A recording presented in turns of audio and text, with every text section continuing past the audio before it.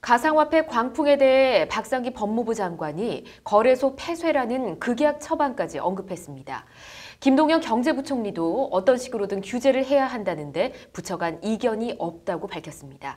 오늘 유정훈 변호사의 뉴스와 법, 가상화폐를 둘러싼 이슈에 대해 이야기 나눠보겠습니다. 어서 오십시오. 네, 가상화폐 제 주변에서도 많이들 관심을 가지더라고요. 네. 광풍인 것 같습니다. 예, 가상화폐를 투자해서 돈을 벌었다는 소문이 돌면서 예. 빚을 내 투자를 하는 등 부작용이 좀 속출하고 있습니다. 다단계 조직을 이용한 가상화폐 판매 사기, 그리고 고수익을 미끼로 하여서 투자자를 모집하는 유사 수신 행위까지도 등장을 하고 있습니다. 네. 심지어는 미성년자까지도 이런 투자에 가세를 하자 한 고등학교에서는 부모들에게 학생들의 지도를 부탁하는 가정통신문까지도 보냈습니다. 네, 미성년자까지 참여를 하는 거 보니까 좀 문제가 있다라는 생각이 드는데 네. 우선 광풍은 광풍인 것 같습니다. 근데 이 가상화폐, 이름 그대로 가상이란 단어가 붙지 않았습니까? 네. 화폐인 건지 아니면 일종의 어음인 건가요? 네, 그 부분이 이제 가상화폐의 근본적인 문제인데요. 예. 네, 가상화폐가 화폐로 볼 것인지 또는 유가증권, 자산 또는 재화로 볼 것인지에 대해서는 아직 논란이 있고 법적으로도 정립이 되지는 않았습니다. 네.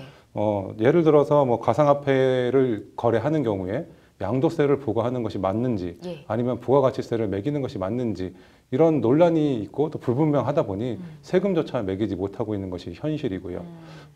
외국의 경우에는 화폐로 보는 경우도 있고 예. 또는 금융 상품으로 보는 그런 경우도 있습니다. 그렇군요. 어쨌든 두고 볼 수만은 없는 일이고요. 일단 잠재우긴 해야 할 것 같은데요. 네. 그래서 금융당국은 지난 8일부터 가상화폐 계좌 거래에 대해 특별 감사를 실시하고 있습니다. 네. 사기, 유사 수신행위, 자금 세탁 등으로 가상화폐를 활용한 것이 아닌지 하는 부분에 대한 점검을 위해서 거래소의 가상 계좌들을 특별히 조사하고 있습니다. 그렇군요. 예, 이번 조치는 불법 행위를 적발하기 위한 것이긴 하지만 투기 과열을 잠재우려는 처방이 아니냐라는 그런 의견도 제시되고 있기는 합니다. 네, 그렇군요. 가상화폐 거래까지 금지를 한다는 건 어떤 내용인가요?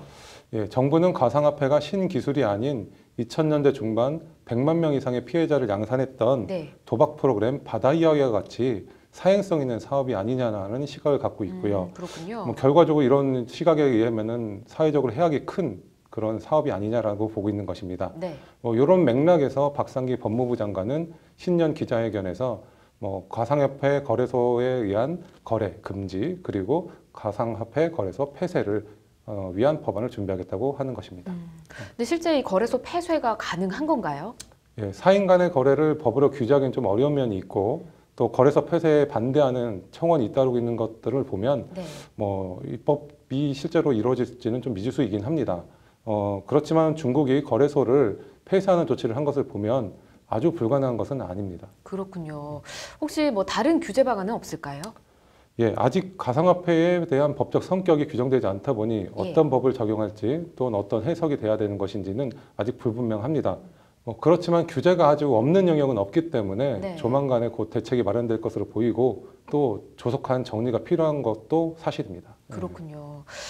마냥 상승하기만 하는 장, 참여자 모두가 끝까지 이득을 보는 시장은 사실 존재하지 않지 않습니까? 네. 이렇게 가다가 대폭락장이 오게 되면 어떻게 됩니까? 예, 가상화폐가 대폭락장이 오게 된다면 네. 말 그대로 휴식 조각에 불과한 것으로 되게 될 것이고 사회적으로도 큰 문제가 될 것으로 보입니다. 네.